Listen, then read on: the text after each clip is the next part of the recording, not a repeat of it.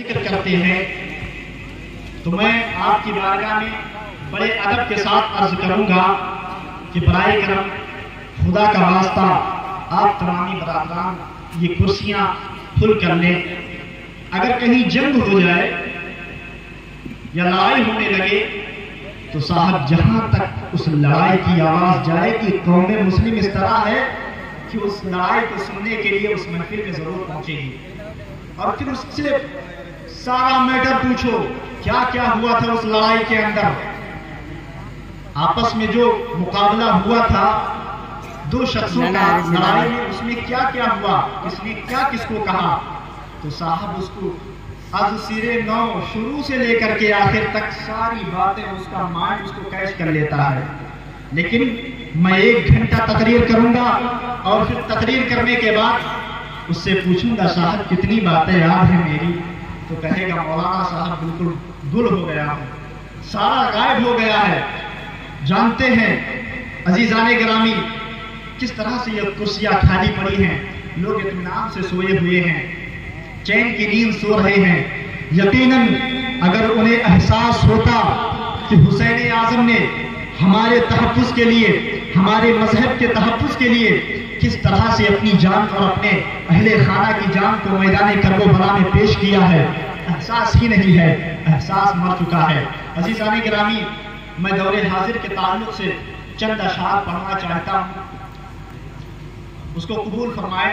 پڑھیے بآواز بلند درود اللہم صلی علی سیدنا و شفیعنا نبینا مولانا محمد المعدن الجود والکرم وآلہ الکرام وابنہ الکریم مبارک وسلم صلاۃ و سلام علیک یا رسول اللہ صلی اللہ تعالی علیہ وسلم. خواب غفلت میں سوئے ہوئے مومنوں, عیش و عشرت بڑھانے سے کیا فائدہ. خواب غفلت میں سوئے ہوئے مومنوں, عیش و عشرت بڑھانے سے کیا فائدہ. خواب غفلت میں سوئے ہوئے مومنوں, عیش و عشرت بڑھانے سے کیا فائدہ. کہ اپنے رب کو جوانی میں بھولا ہے تو, اور طاقت کے بوتے پہ پھولا ہے تو, اور طاقت کے بوتے پہ پھولا ہے تو. جب جوانی ڈھلے گی تو پچھتائے گا, جب جوانی ڈھلے گی تو پچھتائے گا. پھر رونے رلانے سے کیا فائدہ. جب جوانی ڈھلے گی تو پچھتائے گا, پھر رونے رلانے سے کیا فائدہ. دیکھیے شاعر کیا لکھتا ہے, تھا حکومت کو فرعون کو بھی نشہ, ظلم پر ظلم خلقت پہ کرتا رہا, ظلم پر ظلم خلقت پہ کرتا رہا. جب سمندر میں ڈوبا تو کہنے لگا, جب سمندر میں ڈوبا تو کہنے لگا, ایسے بھیجا حکومت سے کیا فائدہ. جب سمندر میں ڈوبا تو کہنے لگا, ایسے بھیجا حکومت سے کیا فائدہ. اور مالداری میں مشہور قارون تھا, وہ مخالف تھا موسیٰ و ہارون کا, وہ مخالف تھا موسیٰ و ہارون کا.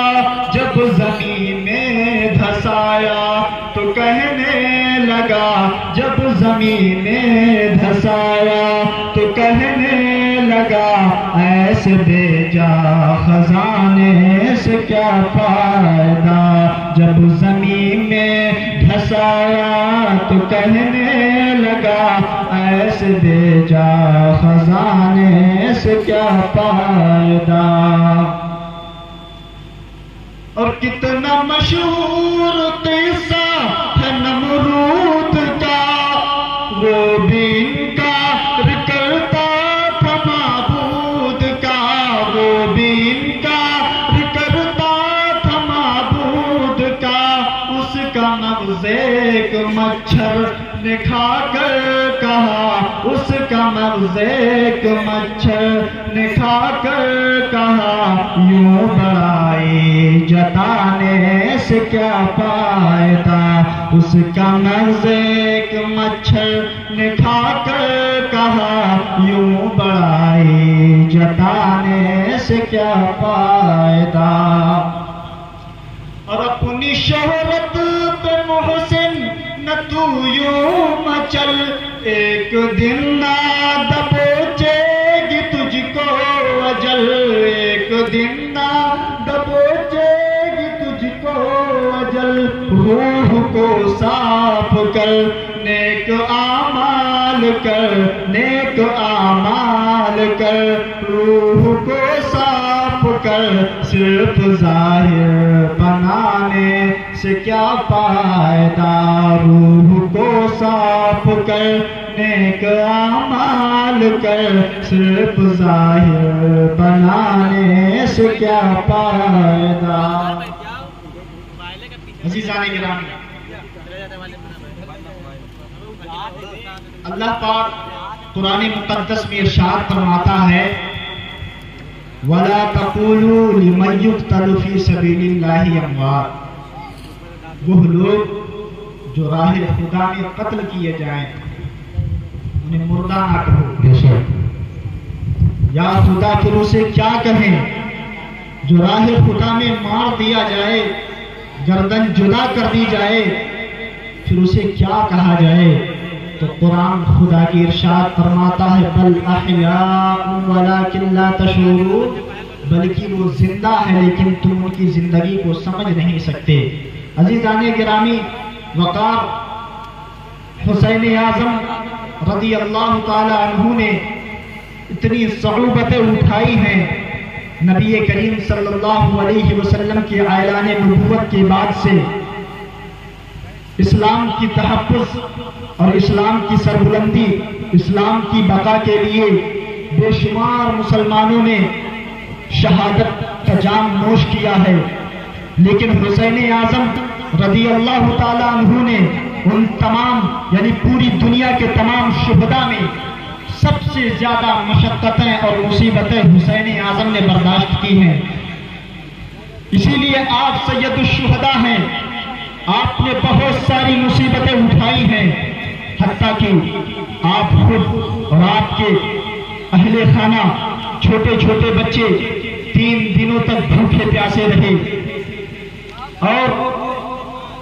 حسین اعظم رضی اللہ تعالیٰ عنہ نے بھوک اور پیاس کی شدت و حدت کو کاٹ کر کے حسین اعظم رضی اللہ تعالیٰ عنہ نے اس طرح سے میدان کرب و بلا میں اسلام کی بقا کے لیے اپنی جان کو پیش کیا ہے کہ تا قیام قیامت پوری انسانیت حسین اعظم کی اس شہادت کو یاد رکھے گی۔ عزیزان گرامی، ایسا بھی نہ تھا کہ کربلا میں پانی نہ ہو، پانی تو وہاں موجود تھا، دریا لہریں مار رہا تھا، پانی بھی موجود تھا، تمام سہولتیں تھیں، نہر فرات کے پانی کو ہر عام آدمی پی سکتا تھا، اور حتیٰ کہ اس سے جانور بھی سیراب ہو سکتے تھے، لیکن حسین اعظم کے لیے اور آپ کے اہل خانہ اور آپ کے رفقا کے لیے اس پانی کو ان لوگوں نے استعمال کرنے سے روک دیا تھا۔ یہ زیادہ تکلیف کی بات تھی، اور حسین اعظم رضی اللہ تعالیٰ عنہ، کچھ لوگ یوں کہتے ہیں کہ حسین اعظم نے سلطنت کی خاطر اپنی جان کو قربان کیا ہے، وہ سلطنت کے مدعی تھے۔ عزیزان گرامی وقار، اگر حسین اعظم سلطنت کے مدعی ہوتے تو یقیناً مدینہ شریف سے کچھ ساتھیوں کے ساتھ ہی روانہ نہ ہوتے، بلکہ حتیٰ کہ خواتین اور بچوں سمیت پورا مدینہ آپ کا مرید تھا۔ اگر حسین اعظم چاہتے تو پورا مدینہ اٹھ کر آپ کے ساتھ میدان کرب و بلا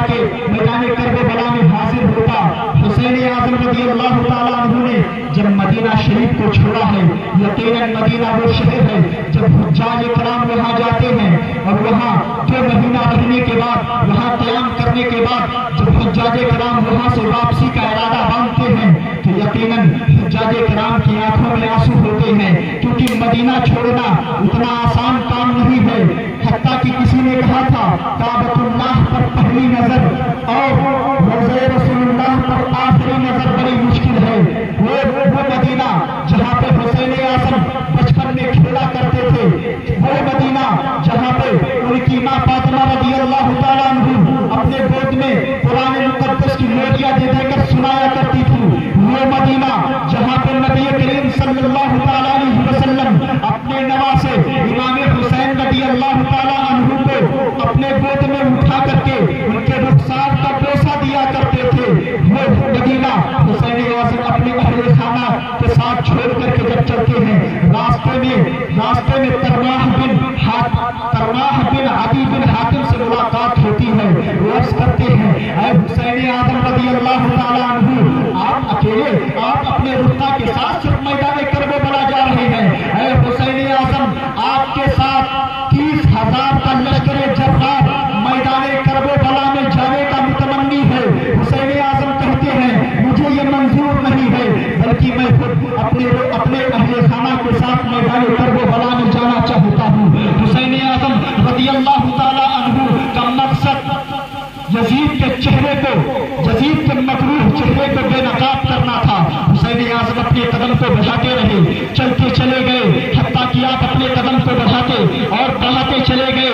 حسین اعظم رضی اللہ تعالیٰ عنہ نے میدان کربلا میں اس طرح سے استقلال کی داستان رقم کی ہے کہ تاریخ لکھتی ہے کہ حسین اعظم رضی اللہ تعالیٰ عنہ یہ بوڑھے شخص تھے، 58 سال آپ کی عمر تھی، 58 سال کا کوئی شخص ہو اور اسے یہاں سے لے کر کے صرف واپسی مسجد تک یعنی مسجد تک دوڑایا جائے، 3-4 مرتبہ وہ دوڑے گا، پریشان ہو جائے گا، اس کی سانس پھول جائے گی، یقیناً وہ تھک کر بیٹھ جائے گا۔ حسین اعظم رضی اللہ تعالیٰ عنہ 1 مرتبہ نہیں، 2 مرتبہ نہیں، 3 مرتبہ نہیں، 4 مرتبہ نہیں، بلکہ حسین اعظم 71 مرتبہ کربلا کے میدان میں سینے سے جاتے ہیں، 71 لاشوں کو اٹھا کر کے لاتے ہیں۔ اللہ اکبر! آج اگر کسی کا بیٹا جوان بیٹا شہید فوت ہو جائے، کسی وجہ سے فوت ہو جائے، اسے طبعی موت لاحق ہو جائے، ایکسیڈنٹ ہو جائے، عزیزان گرامی، اس کے ماں باپ اس جوان بیٹی کے جنازے پر اس طرح روتے ہیں کہ اگر 10 آدمی مل کر اسے سنبھالا دے پھر بھی اس کے ماں باپ سنبھلتے نہیں ہیں، کیونکہ ان کا جوان بیٹا فوت ہو گیا ہے۔ 10 آدمی مل کر اس کے بوڑھے ماں باپ کو سنبھالا دے پھر بھی اس کے ماں باپ کو سنبھالا نہیں جا سکتا، لیکن قربان جاؤ میں اس حسین اعظم پر کروڑوں سلام کیوں نہ پیش کروں۔ 1 لاش نہیں بلکہ 71 لاشوں کو حسین اعظم نے اپنے اس کندھے کو اٹھایا ہے۔ عزیزان گرامی، میں نے تاریخ کی کتابوں میں پڑھا ہے کہ ایک شخص، میں اس کا نام بھول گیا ہوں، وہ میدان کربلا کا چشم و دید گواہ ہے، وہ کہتے ہیں کہ امام حسین رضی اللہ تعالیٰ عنہ اپنے سگے بیٹے علی اکبر کے جنازے کو اپنے انہی کاندھوں پر لاتے ہیں۔ پھر میں کیا دیکھتا ہوں کہ حسین اعظم رضی اللہ تعالیٰ عنہ ایک ایسے جوان کو اپنے سینے سے لپٹا کر کے لا رہے ہیں۔ وہ جوان اتنا قداور ہے کہ اس کے پیر زمین پر ریت پر گھسٹتے ہیں تو ریت پر ایک لکیر بن رہی ہے۔ اس نے پوچھا یہ کون شخص ہے جس کو حسین اعظم اپنے سینے سے لپٹا کر کے لا رہے ہیں؟ کسی نے کہا یہ امام حسن کے صاحبزادے حضرت قاسم رضی اللہ تعالیٰ عنہ ہے۔ عزیزان گرامی، پھر حسین اعظم خیمے میں پہنچتے ہیں، ایک اور چھوٹی سی قربانی، اس طرح سے بہت سارے پریشانیوں کو حسین اعظم نے برداشت کیا۔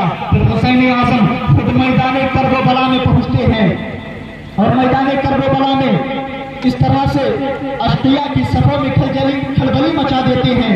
یقیناً کسی کہنے والے نے کیا خوب کہا تھا، اس نے کیا خوب کہا تھا، یہ کون ذی وقار ہے، بلا کا شہ سوار ہے، لباس ہے پھٹا ہوا، غبار سے یٹا ہوا، تمام جسم تمام بدن چھدا ہوا پھر بھی ہے ڈٹا ہوا، نبی کا نور عین ہے، نبی کا نور عین ہے، ہاں یہی الیتی حسین ہے۔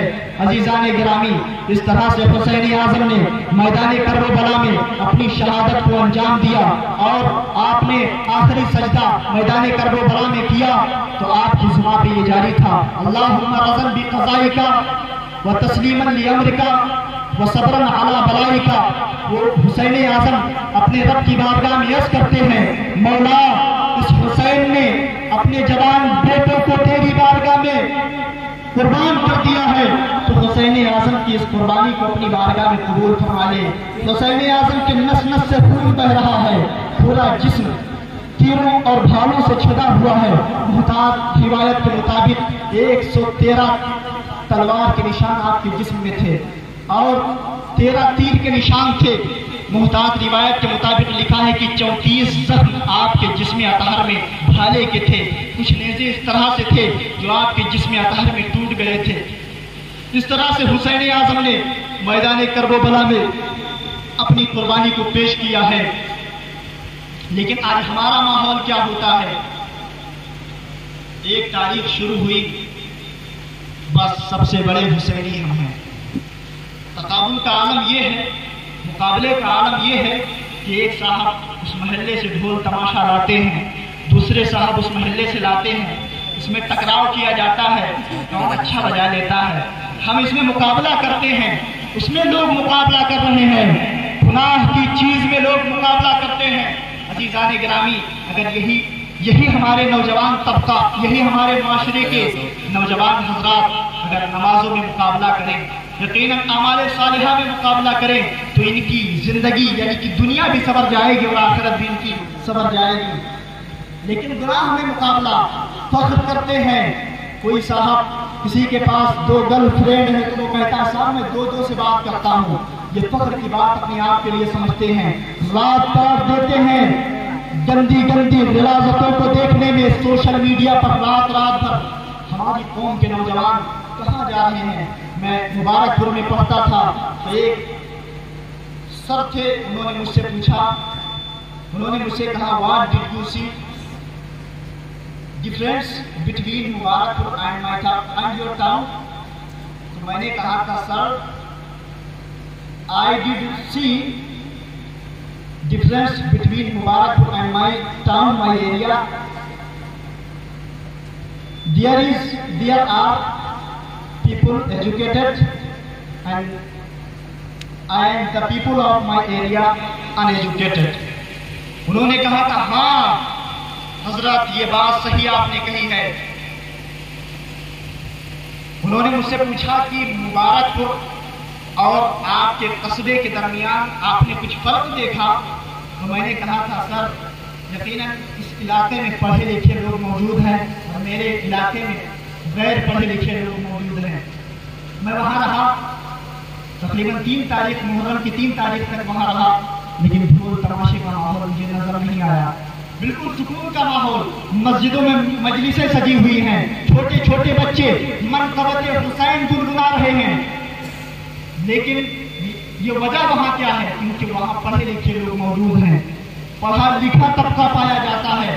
لیکن ہمارے قوم کے بچے اور نوجوان کے ذہنوں میں اور ان کے دماغ میں اللہ بہتر جانے کیا ہو گیا ہے کہ وہ صرف گناہوں کی طرف بھاگتے ہیں اور پھر اس پر شرمندگی نہیں ہوتی۔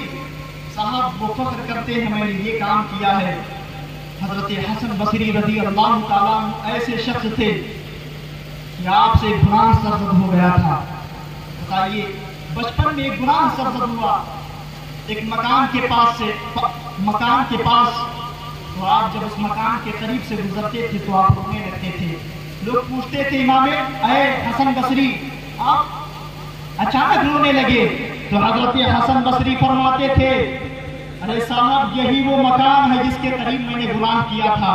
تصور کریں عزیزان گرامی، بچپن کا چھوٹا سا گناہ بھی انہیں یاد رہتا تھا، حتیٰ کہ میں نے پڑھا کہ حضرت حسن بصری سے جب کوئی گناہ ہو جاتا تھا تو حضرت حسن بصری اس گناہ کو اپنے کرتے کے کالر پر لکھوا لیا کرتے تھے اور پھر جب اس کرتے کو پہنتے تھے تو بہت روتے تھے، مجھ سے یہ گناہ ہوا ہے۔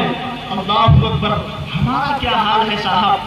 پوری زندگی یعنی کہ گناہوں میں کاٹ رہے ہیں پھر بھی احساس نہیں ہوتا، حتیٰ کہ میں نے قبرستان میں دیکھا صاحب، وہاں بھی اس طرح کا ماحول کہ نوجوان کچھ لوگ تھے، نوجوان طبقہ کے لوگ جو کہ کھڑے ہو کر کے وہاں بھی غیر محرم عورت سے بات کر رہے تھے، اور پھر قبرستان میں ایسے نہیں بلکہ ہنس کر کے بات کر رہے تھے۔ اللہ اکبر، قبرستان میں بھی انہیں خوف نہیں آتا، نہ جانے کیا ہو گیا ہے۔ حضرت عثمان غنی رضی اللہ تعالیٰ عنہ جب قبرستان کے قریب سے گزرتے تھے تو اتنا روتے تھے کہ آپ کی داڑھی بھیگ جایا کرتی تھی۔ ہمارا ماحول کیا ہے، قبرستان بھی جاتے ہیں تو ٹھٹھا لگا کر کے روتے، ٹھٹھا لگا کر کے ہنستے ہیں، وہاں بھی ہمیں تصور نہیں آتا کہ اللہ اکبر ہمارا کیا بنے گا، ہمارا انجام کیا ہوگا آخرت میں۔ عزیزان گرامی وقار، آج ہمارا اخلاق، ہمارے کردار میں اتنی خامیاں ہیں کہ جس کو میں بیان نہیں کر سکتا۔ یہ اسلام ہم تک بڑی مصیبت سے پہنچا ہے۔ مذہب اسلام کے لیے حسین اعظم نے پورے کنبے کو قربان کر دیا۔ چھوٹا سا بچہ حضرت علی اصغر کے ہجوم پر بھی ظالموں نے تیر چلایا، لیکن ہمیں احساس کہاں ہے، ہمیں کیا سوچ، وہ تو شہید ہو گئے۔ یقیناً ہمیں فکر پیدا کرنی ہوگی کہ حسین اعظم نے ہمارے تحفظ کے لیے، ہمارے مذہب کے تحفظ کے لیے سارا کام کیا ہے۔ عزیزان گرامی، اتنی غربت کاٹی ہے ہمارے بزرگوں نے۔ میں نے پڑھا حضرت مصعب بن عمیر اور حضرت عباس رضی اللہ تعالیٰ عنہ نے اس قدر غربت اٹھائی ہے مدینہ شریف کی سرزمین پر کہ آپ جو لباس پہنتے تھے وہ ہمارے زمانے میں جو تاج چلتا ہے، جس میں گلہ وغیرہ بھرا جاتا ہے، اس کو آپ لوگ پہن کر اپنی زندگیاں گزارا کرتے تھے۔ حتیٰ کہ حضرت مصعب بن عمیر ایسے صحابی رسول ہیں، امیر ترین شخص ہیں۔ مکہ میں جب نکلتے تھے، مدینہ کی گلیوں سے جب حضرت مصعب بن عمیر نکلتے تھے تو پورا مدینہ مہک اٹھتا تھا، اتنی مہنگی عطر لگاتے تھے۔ لوگ کہنے لگتے تھے کہ ہاں اس گلی سے مصعب ضرور گزرا ہوگا۔ وہی خوش نوجوان جو کہ کافر تھا، حضور کا چہرہ دیکھتا ہے، ایمان لے آتا ہے، اور جب ایمان لاتا ہے تو اس کی ماں کافرہ تھی، اپنے بیٹے کے جسم سے شاہانہ لباس بھی چھین لیتی ہے، اور تمام سہولتیں اور آسانیاں جو حضرت مصعب بن عمیر کو میسر تھی اس کو بھی چھین لیتی ہے۔ حضرت مصعب بن عمیر اپنی زندگی کو اس طرح سے کاٹتے ہیں، چاک کا کپڑا پہن کر کے، اور جب آپ کا انتقال ہوتا ہے اس زمانے میں کم سے کم کفن کے لیے 3 ٹکڑے تو میسر ہو جاتے ہیں۔ حضرت مصعب اور حضرت ابن عباس کو تو کفن کی چادر بھی میسر نہیں ہوئے تھے۔ کفن کا ٹکڑا اتنا چھوٹا تھا کہ جب آپ کے سر کو ڈھکا جاتا تو آپ کا پیر پھول جاتا تھا، جب آپ کا پیر ڈھکا جاتا اللہ اکبر تو آپ کا سر پھول جاتا تھا۔ کفن کی صرف ایک چادر، کس قدر ہمارے بزرگوں نے غربت کاٹی ہے۔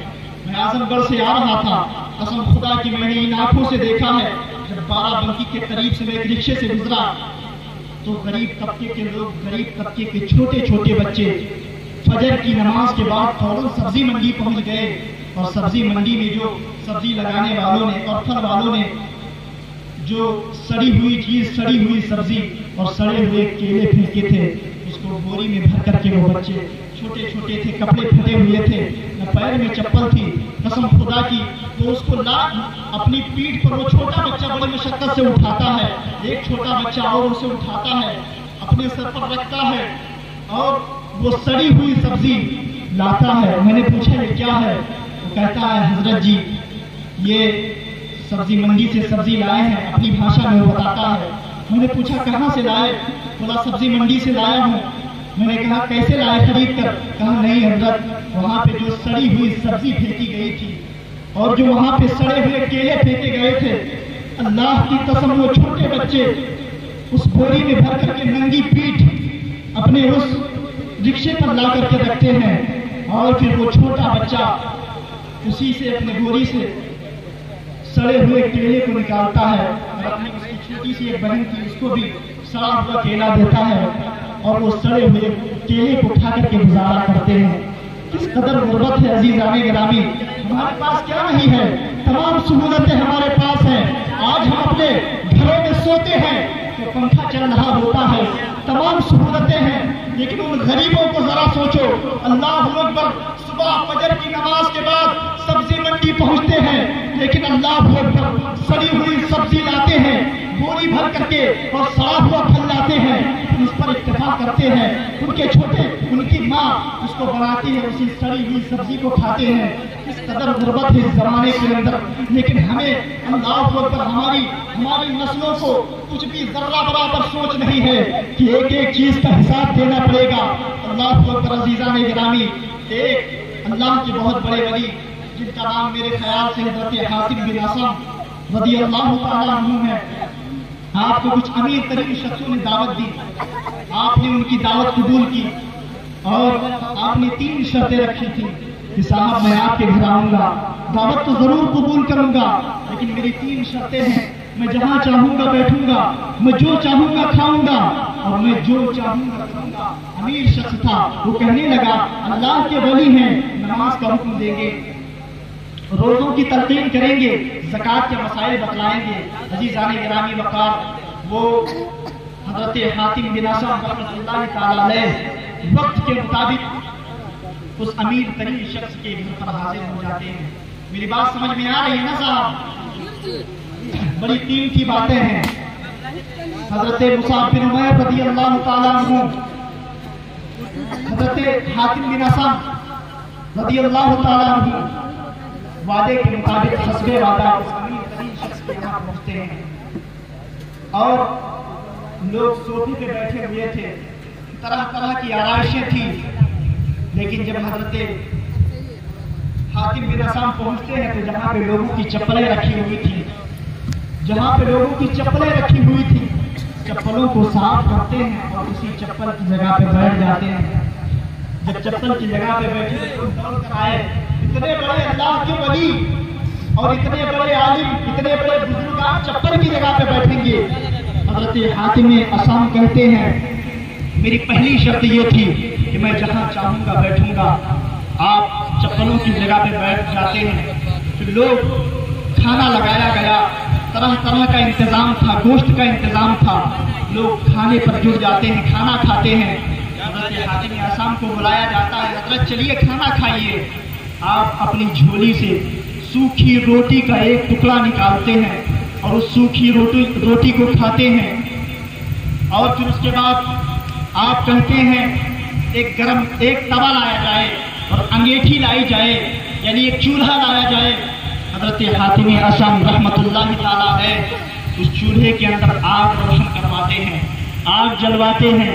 جب آگ خوب روشن ہو جاتی ہے تو اس پر اس توے کو رکھ دیتے ہیں۔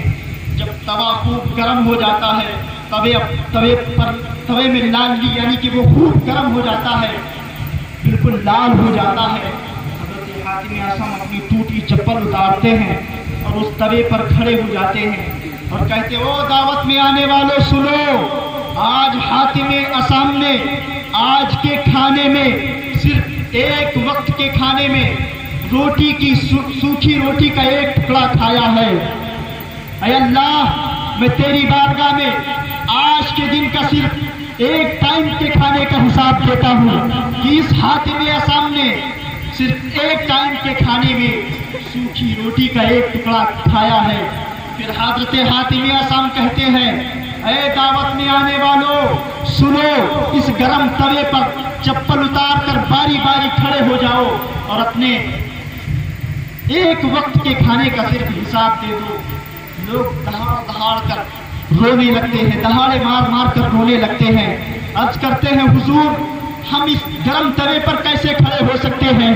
حضرت حاتم اسم کہتے ہیں او دعوت میں آنے والوں سنو، تم صرف ایک وقت کے کھانے کا حساب اس گرم توے پر کھڑے ہو کر کے نہیں دے سکتے ہو تو قیامت کے دن جب اللہ پاک زمین کو تانبے کی کرے گا، سورج بالکل قریب کر دیا جائے گا، مٹی کی زمین مئی اور جون کی گرمیوں میں سورج جب حدت اور شدت نکال رہا ہوتا ہے، اتنی گرم ہو جاتی ہے کہ بندہ اس زمین پر چل نہیں سکتا ہے۔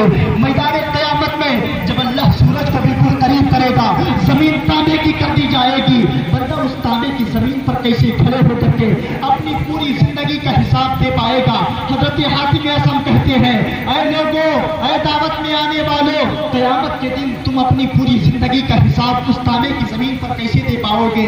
پھر حضرت حاتم اصم کہتے ہیں یومئذ لتسألن یومئذ عن النعیم، اس دن کے بارے میں، اس دن تمہاری نعمتوں کے بارے میں تم سے ضرور پوچھا جائے گا۔ کیا جواب ہوگا صاحب؟ اتنا کھانا ضائع کیا تھا، اللہ کی رزق کی اس قدر بے حرمتی کی تھی۔ عزیزان گرامی، ایک بات یاد رکھنا، جس قوم سے اللہ کا رزق روٹی کا ایک ٹکڑا بھی ٹوٹ جائے گا، وہ اس قوم میں دوبارہ لوٹ کر کے واپس نہیں آتا ہے۔ تمام چیزوں کی سہولتیں ہمارے پاس ہیں، ہمارے پاس اللہ کے شکر سے تمام چیزیں ہیں، لیکن ہمیں احساس نہیں ہوتا۔ ہماری قوم کی نوجوان بچیاں، ہماری قوم کے نوجوان طلبا اس قدر گناہوں میں ملوث ہے، اللہ اکبر، کہ کیا بیان کیا جائے ان کے تعلق سے۔ ان کی سوچ اور فکر اس طرح سے مر چکی ہے کہ لگتا ہے انہیں قیامت کے دن اپنا منہ حضور کو دکھانا ہی نہیں ہے، اللہ کے سامنے کھڑا ہونا ہی نہیں ہے۔ ہمارا کیا بنے گا، ہمارا کیا ہوگا میدان محشر کے دن؟ اس سوچ کو ضرور اپنے اندر پیدا کریں اور موت کو ضرور یاد رکھیں۔ عزیزان گرامی، ایک آخری بات میں بتانا چاہتا ہوں۔ اکثر سفروں میں یہ ہوتا ہے کہ لوگوں کے اخلاق میں اس طرح سے بیکار اخلاق کے لوگ پائے جاتے ہیں کہ اگر آپ سے بات کریں گے تو اس میں بھی وہ گالی دیتے ہیں۔ ہر زبان میں گالی زد ہو گئی ہے، اور اخلاق اس قدر اکثر لوگ مجھے بس میں ملے اس طرح سے، اور کئی جگہ پہ ایسے لوگ موجود ہوتے ہیں۔ ایک صحابی ہیں حضرت انس رضی اللہ تعالیٰ، ایک مرتبہ ہاتھوں کو اٹھا کر بولے یا حسین، یا رسول اللہ، یا رسول اللہ، یا رسول اللہ پڑھنے سے 3 رکعت ہو جائے گی انشاءاللہ۔ عزیزان گرامی، حضرت انس رضی اللہ تعالیٰ حضور کے ساتھ سفر کر رہے تھے۔ نبی کریم صلی اللہ تعالیٰ علیہ وسلم کے کاندھے پر، آپ کے جسم اطہر پر ایک یمنی چادر تھی۔